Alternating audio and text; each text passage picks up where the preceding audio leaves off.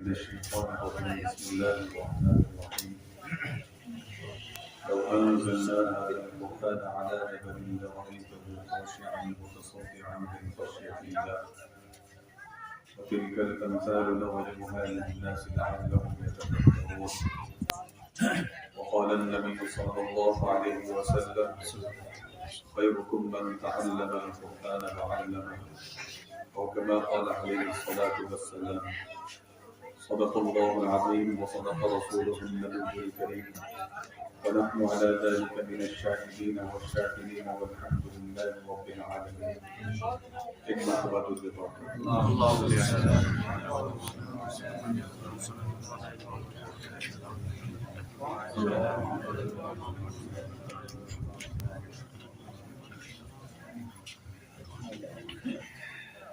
واجب الاحترام قابل صدر احترام محترم معزز سامعین کرام،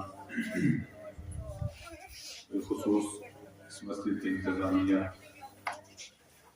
اور جو ہمارے بزرگ انہوں نے جن محبت کا جن الفاظ کے ساتھ اظہار فرمایا، اللہ رب العزت ان کو اپنی شان شان جزائے خیر عطا فرمائے، آمین، ان کو صحت عافیت خیر والی زندگی نصیب فرمائے، آمین، اور ان محبتوں کو ہمیشہ ہم سب کے لیے سلامت رکھیں، آمین، اور ہمارے بزرگوں کو اللہ رب العزت جنت الفردوس میں اعلیٰ مقام عطا فرمائے، آمین، اللہ رب العزت کروٹ کروٹ ان کے لیے رحمت کا ذریعہ بنائے، آمین، اور ہم سب کو نبی علیہ الصلوۃ والسلام کی شفاعت نصیب فرمائے، آمین۔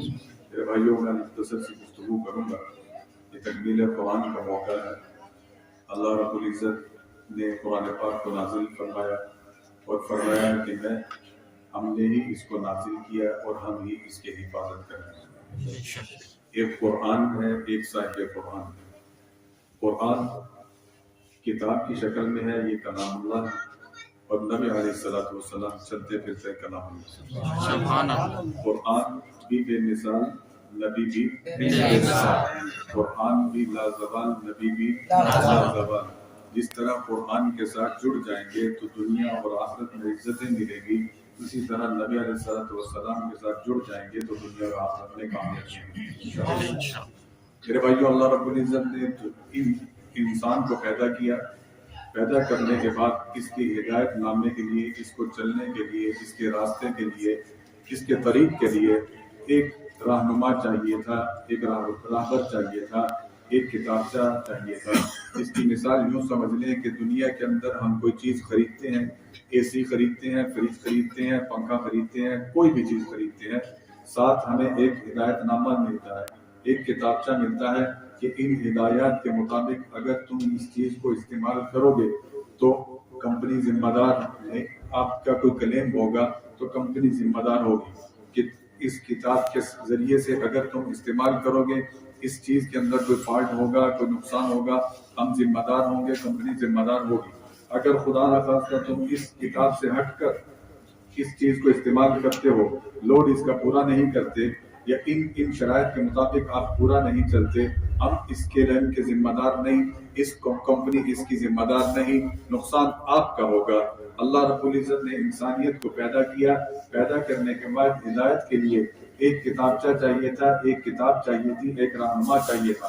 اللہ رب العزت نے قرآن پاک کی شکل میں ہمیں ہدایت نامہ دے دیا کہ اے میرے بندو، اگر تم اس کے مطابق چلتے جاؤ گے تو تمہارے لیے جنت بھی ہے، جنت کے اندر انعامات بھی ہیں، محلات بھی ہیں، باغات بھی ہیں، میری زیارت بھی ہے، نبی علیہ الصلوۃ والسلام کا پڑوس بھی ہے۔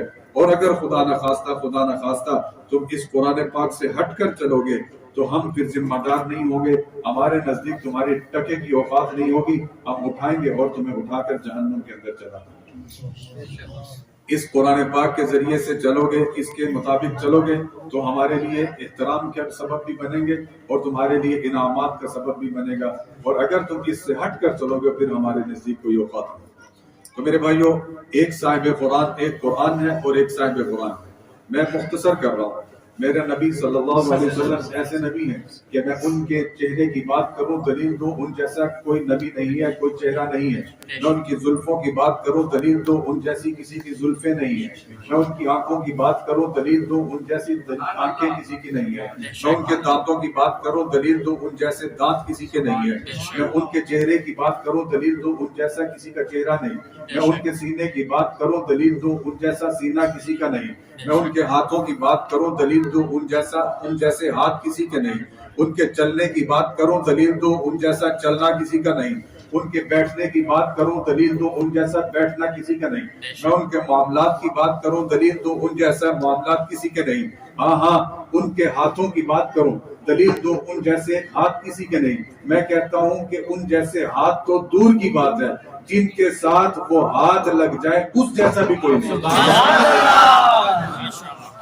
جس کے ساتھ وہ ہاتھ لگ جائے اس جیسا بھی کوئی نہیں. یہ ہاتھ اگر بدر کے اندر اٹھے تو اللہ رحمت کے فرشتے مدد کے لیے اتارتے. یہ ہاتھ اگر پانی کے پیالے کے اندر آئے تو اللہ ان انگلیوں سے چشمے بہا دے اور ایک پورا لشکر پانی پی جائے. اور یہی ہاتھ اگر ایک بکری کے بچے کا کھانا موجود ہو، صرف تھوڑا سا چند افراد کا موجود ہو، اور یہ ہاتھ اس کھانے کے اندر لگ جائے تو سارے کا سارا لشکر کھانا کھا جائے، کھانا پھر بھی باقی رہے. یہی ہاتھ اگر ان ہاتھوں کے ذریعے سے حضرت علی رضی اللہ تعالیٰ کی دکھتی ہوئی آنکھوں کے اوپر لعاب لگ جائے اللہ ان کو شفا دے دے. اور انہی ہاتھوں کو اگر ایک ٹوٹی ہوئی ٹانگ صحابی کے ٹوٹی ہوئی ٹانگ پر پھر جائے اللہ ان کو شفا دے دے اور وہ صحابی فرمائے کہ دوبارہ میرے مرنے تک دوبارہ اس ٹانگ میں کبھی تکلیف نہیں. سبحان اللہ. تو میرا نبی ایسا ہے، میرا رسول ایسا ہے، اور جو کتاب ملی وہ کتاب بھی ایسی. میرے بھائیوں، ہر کتاب کو نازل کرنے کے لیے اللہ نے کچھ اصول بیان کیے. تورات اتارنے لگے تو عیسیٰ علیہ السلام کو کہا وہاں آ جاؤ، اور وہاں آ کر اپنی کتاب معبد خانے میں آؤ اور 40 دن عبادت کرو تمہیں کتاب ملے گی. موسیٰ علیہ السلام کو کہا طور پر آ جاؤ اور وہاں آ کر بیٹھ جاؤ تمہیں کتاب ملے گی. زبور کی بھی باری اسی طرح آئی. لیکن قرآن پاک ان سب سے مختلف. میرا آقا اگر مکہ کی گلیوں میں قرآن مکہ کی گلیوں میں، میرا آقا اگر مدینہ کی گلیوں میں قرآن مدینہ کی گلیوں میں، میرا آقا اگر بدر کے مقام پہ قرآن بدر کے مقام میں، میرا آقا اگر پہاڑ کے غار میں قرآن پہاڑ کے غار میں، حتیٰ کہ میرا آقا اگر حضرت عائشہ کے بستر پر قرآن اللہ نے بستر پر اتارا. تو یہ میرے آقا کی شان ہے، یہ قرآن کی شان ہے.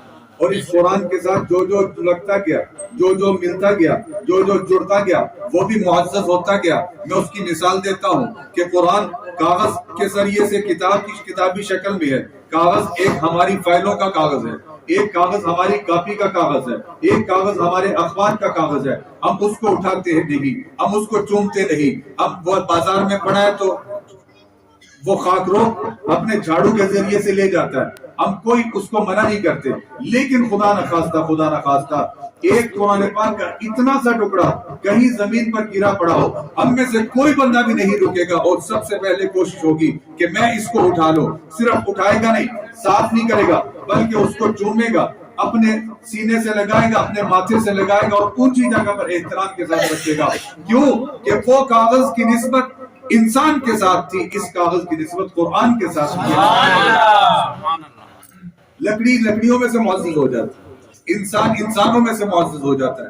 اور جو جو قرآن پڑھتا جاتا ہے اللہ قیامت والے دن کیا فرمائیں گے کہ اے میرے بندے، جس طرح تو دنیا کے اندر ٹھہر ٹھہر کر قرآن پڑھتا تھا، آج بھی اسی طرح قرآن پڑھتا جا. الف لام میم سے شروع کر والناس کی سین تک پڑھتا جا، جنت کے درجے چڑھتا جا. جہاں والناس کی سین ہوگی وہی تیرا آخری درجہ. تو قرآن پاک آج ہم نے صرف تاپوں میں سجانے کے لیے اپنے گھر میں اونچی جگہ پہ رکھ لیا، اپنے تعویذ دھاگے کے لیے رکھ لیا، بس شفا کے لیے رکھ لیا. ہم پڑھتے نہیں ہیں، اس کو سمجھتے نہیں ہیں، سنتے نہیں. تو جب اس سے ہم دور ہوں گے تو پھر ہم ذلت اور رسوائیوں میں جائیں گے، ہمیں کامیابیاں نہیں ملیں. قرآن پاک کو چھوڑ کر، نبی علیہ السلام کو چھوڑ کر آپ یہ کہیں کہ مجھے کامیابی مل جائے گی، ایسا کبھی بھی نہیں ہو سکتا. اللہ کی پہچان بھی اسی وقت ہوگی جب نبی علیہ السلام کے طریقے کے مطابق پہچان. वरना कितने ऐसे लोग हैं, बहुत साहिब इल्म लोग, बड़े बड़े अल्लाह ने दिमाग दिए, अकल शऊर दिया, लेकिन वो अल्लाह का ही इनकार कर बैठते हैं। वो कहते हैं ये दुनिया वैसे ही चलती है, ऑटोमेटिक चल रही है, बस सब कुछ खुद ब खुद चलते जा रहा है। इमाम अबू हनीफा रहमतुल्लाह का एक छोटा सा वाक़या मैं आपके सामने बयान करूं। इमाम अबू हनीफा रहमतुल्लाह के साथ एक आदमी ने मुनाजरा रखा। दाहरिया कहते, इस किस्म ऐसे बंदों को दाहरिया कहते हैं कि जो अल्लाह का इनकार कर देते, वो अल्लाह को ही नहीं मानते। तो वो मुनाजरा रख लिया कि मैं नहीं मानता कि ये सारा जमीन निजाम ऐसे ही चल रहा है, बस खुद ब खुद चलता जा रहा है। तो इमाम अबू हनीफा रहमतुल्लाह ने मुनाजरा रख लिया, तो उन्होंने तय कर लिया, एक जगह पर मुकर्रर कर दी गई, वक्त मुकर्रर कर दिया गया। इमाम साहब थोड़ा सा लेट हो गए। अब जब वहां पहुंचे तो लोगों ने कहा कि आप लेट हो गए, लिहाजा आप मुनाजरा हार गए। उन्होंने कहा मेरी रीजन तो सुनो, मेरा मसला तो सुनो, मेरा मामला तो सुन ले। मसला क्या हुआ? मसला ये है कि हमारे और आपके दरमियान में एक दरिया है, तो दरिया के उस किनारे पे मैं खड़ा था, कोई कश्ती नहीं थी, कोई रास्ते के गुजरने का रास्ता नहीं था, तो मैं कश्ती के इंतजार में खड़ा था। अचानक क्या देखता हूं कि उस दरिया से एक दरख्त उगता है, दरिया से दरख्त उगता है, और थोड़ी देर के बाद वही दरख्त उसके फट्टे कटते हैं, और कटने के बाद फिर कील आते हैं, और कील आकर वो फट्टे लगते हैं और कील लगते हैं, एक कश्ती तैयार होती है, मेरे सामने आती है, मैं उसमें बैठता हूँ और मैं यहाँ किनारे पे आ जाता हूँ। लोगों ने कहा देखो देखो देखो, ये वकूफ हो, ये तो पागल हो, ऐसे कैसे कश्ती तैयार होगी? एक बनाने वाला मौजूद ही नहीं है तो कैसे बन गई? कि बेवकूफो, जब एक कश्ती बगैर बनाने वाले के नहीं बन सकती, ये पूरी दुनिया का निजाम कैसे चलेगा? एक कश्ती बगैर बनाने वाले के, बगैर मिस्त्री के नहीं बन सकती, तो ये पूरी दुनिया का निजाम तुम कहते हो कि बगैर बनाने वाले के चलेगा? तो बगैर बनाने वाले के नहीं, कोई जात मौजूद है जो इस निजाम को चला रही है। आज तक कभी देखे सूरज का और चांद का कभी टकराव हुआ, कभी आसमान टूटा हुआ हो, किसी जगह पे फलां जगह पे जंग लग गया, कभी जमीन के ऊपर कोई ऐसे मामला देखे हो? आप देखें जमीन कहीं चटियल है, कहीं नरम है, कहीं जरखेज है, कहीं बंजर है, कहीं कैसी है, कहीं कैसी है। तो ये सारा निजाम अल्लाह की जात। आप यहां से अंदाजा लगा लो, हम जमीन के अंदर हम फ्रूट खाते हैं, सेब खाते हैं, बिल्कुल सेब लगा लो, सेब कहाँ लगते हैं? दरख्त पे लगते हैं ना। अब वो दरख्त कहाँ उगता है?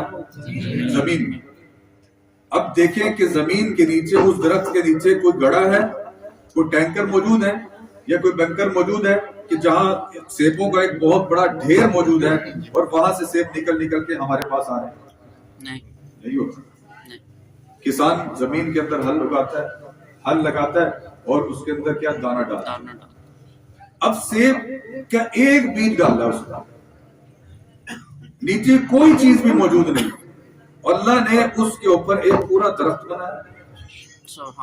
ठीक, उस दरख्त के ऊपर फिर शाखें बनाई, फिर उन शाखों के ऊपर कितने सेब लगे, बीज कितने डाले? एक। और सेब कितने बेशुमार, जो गिनते भी नहीं, गिन भी नहीं सकते। और फिर सबका जायका भी मुख्तलिफ, जो तैयार हो गया, पक गया, उसका जायका अलग, जो कच्चा है उसका जायका अलग। अब जमीन के अंदर मट्टी है, नीचे कोई मशीनरी मौजूद नहीं, और उसके अंदर बीज डाला गया, और दरख्त का रंग बीज से बिल्कुल मुख्तलिफ होता है। फिर उसके बाद दरख्त से पत्ते बनते हैं सब्ज रंग के, वो बिल्कुल मुख्तलिफ।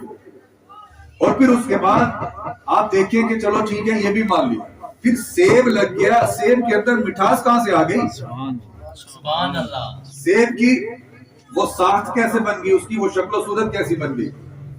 सेब की बजाय कोई और चीज क्यों नहीं लग गई? तो ये अल्लाह का निजाम है, ये अल्लाह की जात हमारे लिए ये नेमतें तैयार करती है। आप गंदम देख लें, एक दाना डालते हैं और सिटे के ऊपर कितने दाने होते हैं गिन भी नहीं सकते, और एक उस पौधे के ऊपर कितने सिटे होते हैं, और एक सिटे के अंदर कितने कितने दाने होते हैं, फली के अंदर कितने दाने होते हैं, कभी शुमार कर सकते? इसको भी छोड़ दें, आप अपनी जुबान को देखें कि इस जुबान को तर रखने के लिए अल्लाह ने एक ऑटोमेटिक निजाम बनाया हुआ है जो इसको मुसलसल तर रख देगा। आप देखें गर्मी की सख्त शिद्दत के अंदर जब जुबान हमारी खुश्क होती है तो हमारी जान निकल रही होती है, तो कौन सी जात है जो इस जुबान को तर रख देगी? ہماری یہ پلکیں ہماری آنکھوں کے سامنے یہ پلکیں مسلسل وائپر کی طرح پھر رہی ہیں. آپ گاڑی چلاتے ہیں, گاڑی کے شیشے, بارش ہو رہی ہو اور گاڑی کے شیشے کے اوپر وائپر نہ چل رہا ہو, آپ چلا سکیں گے؟ گاڑی نہیں چلا سکتے. جو ڈرائیور ہے وہ کہیں گے کہ بھائی نہیں چلا سکتے, میں سائڈ پہ کر دوں گا, وائپر نہیں چل رہا, ایکسیڈنٹ کا خطرہ ہے, کسی نقصان کا خطرہ ہے. اللہ نے ہماری آنکھوں کے اوپر یہ وائپر لگا دیے, ہماری آنکھوں کو مسلسل صاف کیے جا رہے ہیں. اگر ہم روکنا بھی چاہیں تب بھی نہیں روک سکتے. ہمارے بال ہو گئے ہوئے, یہ بال کبھی شمار کر سکتے؟ ہمارے ہاتھوں کے پورے کبھی ہم ان جیسی دوسرے کسی کا فنگر کیا کہتے ہیں, فنگر پرنٹ. تو فنگر پرنٹ کیوں کہتے ہیں؟ کہ اس جیسا دنیا میں کسی کا موجود نہیں. اب یہ سارا نظام چلانے والی ذات کون ہے؟ اللہ کی ہے. تو اللہ کی ذات کہتی ہے کہ اے میرے بندو, تم جتنے بھی گناہ کر لو, بس ایک مرتبہ آ کر میرے دربار میں کہہ دو یا اللہ میری توبہ, میں تمہارے سارے گناہ سبحان اللہ, میں اتنا پیار کرتا ہوں.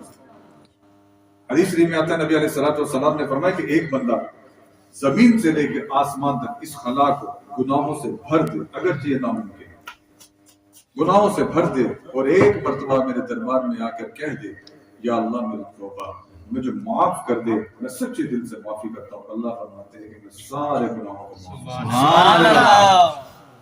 تو یہ رمضان کا مبارک مہینہ گزر رہا ہے, آخری ساعتیں ہیں, اللہ کی ذات کی رحمت جوش میں ہے, اور اللہ 70 ماہ سے زیادہ محبت کرنے والا ہے. ایک ماں کی محبت ہم سے برداشت نہیں ہوتی, ہم اس کے گیت گا رہے ہوتے ہیں, اس پہ جان قربان کر رہے ہوتے ہیں. اللہ اس ماں کی محبت کو 70 درجوں میں رکھو, پھر اللہ کی محبت بنتی ہے.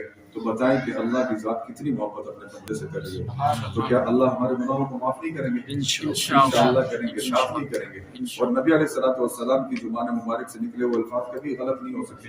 ہمارا یہ عقیدہ ہے, دنیا کا ہر بندہ فرد جھوٹ بول سکتا ہے, لیکن آقا علیہ الصلوۃ والسلام کی زبان مبارک سے نکلے ہوئے ایک ایک حرف, کیا ایک ایک نقطہ بھی وہ بالکل سچا ہے اور پکا ہے اور حق ہے. اس لیے رمضان کی آخری مبارک گھڑیاں ہیں, ان میں اپنی مغفرت کروائیں. نبی علیہ الصلوۃ والسلام کا فرمان ہے, جو آپ نے حدیث شریف سنی ہوگی علماء کرام سے, کہ منبر پر تشریف لائے اور فرمایا آمین. تو صحابہ نے پوچھا یا رسول اللہ آج معمول سے ہٹ کر معاملہ ہے؟ تو آپ نے فرمایا کہ ہاں, جب میں منبر پہ آیا جبرائیل علیہ الصلوۃ والسلام میرے پاس آئے, انہوں نے کہا جو بندہ رمضان کو اپنی زندگی میں پائے اور وہ اپنی مغفرت نہ کروا سکے وہ ہلاک ہو, اس پر میں نے کہا آمین. تو اللہ ہم سب کی حفاظت فرمائے.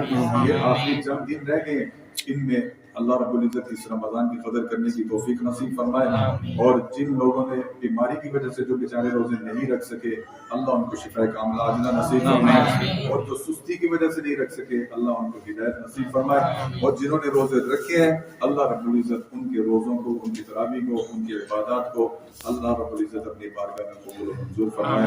وآخر دعوانا الحمدللہ رب العالمین.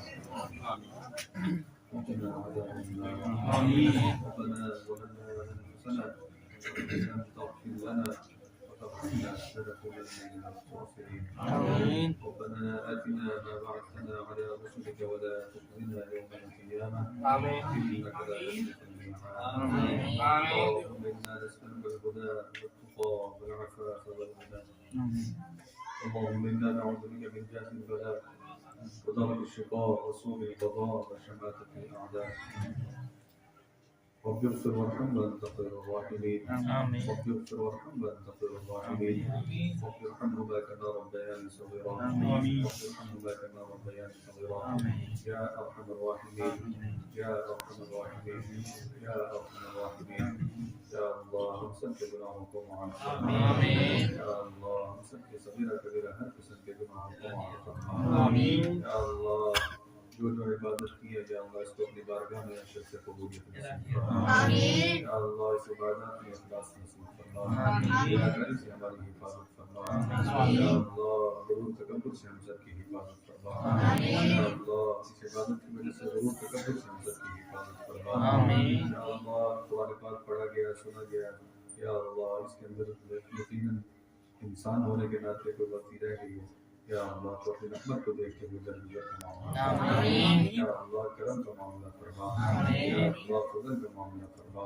یا اللہ قرآن پاک کو اپنی بارگاہ میں شرف قبولیت نصیب فرما آمین۔ یا اللہ اس کا ثواب نبی علیہ السلام کی خدمت عالی میں پیش کرتے ہیں، قبول و منظور فرما آمین۔ ان کے بعد صحابہ کرام تابعین تبع تابعین بزرگان دین جتنے بھی مسلمان اس دنیا سے رخصت ہو چکے ہیں، یا اللہ تمام کو اس کا ثواب پہنچا، یا اللہ تمام کے لیے مغفرت کا ذریعہ بنا، یا اللہ تمام کے لیے رحمت کا ذریعہ بنا، خصوصاً ہمارے حضرت خالد شاہ الدین صاحب رحمۃ اللہ علیہ، یا اللہ ان کو اس کا ثواب پہنچا، یا اللہ اور بھی جتنے دوست احباب رشتہ دار مشائخ اعظام چلے گئے، یا اللہ سب کو اس کا ثواب پہنچا، یا اللہ کربت کربت رحمت نصیب فرما، سب کی منازل کو آسان بنا، یا اللہ پوری صراط کی منازل کو آسان بنا، یا اللہ ہم سب کے گناہوں کو معاف فرما، مرنے سے پہلے ہماری مغفرت فرما، مرنے کے بعد حساب و کتاب سے ہماری حفاظت فرما، یا اللہ مرتے وقت اپنا رحم فرما، ایمان نصیب فرما، یا اللہ ہم سب کو نبی علیہ السلام کی شفاعت نصیب فرما، یا اللہ ان کے ذریعے سے ہمارے تمام گناہوں کو معاف فرما، یا اللہ صغیرہ کبیرہ ہر قسم کے گناہوں کو معاف فرما،